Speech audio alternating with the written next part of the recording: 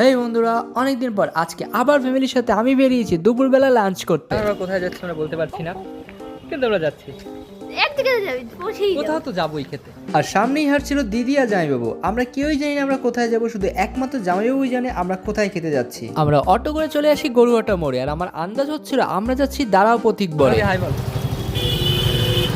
কিন্তু আমি ভুল ছিলাম, আমরা গেছিলাম সাংঘাই নামে একটি চাইনিজ রেস্টুরেন্টে।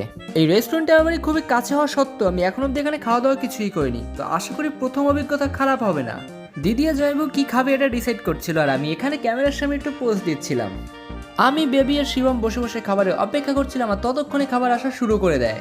আমরা প্রথমে একটি স্যুপ অর্ডার করি, যেটা তোমরা ভিডিওতে দেখতেই পাচ্ছ। এরপরে আমরা সুশি অর্ডার করি। এরপরে আমরা চিলি চিকেন, ফ্রাইড রাইস এবং চিকেন ফ্রাই একটা অর্ডার করে খেয়ে দিয়ে বেরিয়ে আসি। সত্যি কথা বলতে রেস্টুরেন্টটা একদম আহামরিও ছিল না, আবার একদম খারাপও ছিল না, অ্যাভারেজ ছিল। যদি আমাকে 10 এটাকে রেটিং করতে হয় আমি 7 দেবো। ভিডিওটি বিন্দু পরিমাণও ভালো লাগলে একটি লাইক করবে, আর ফ্যামিলির সবাইকে নিয়ে স্টে সেফ, টাটা।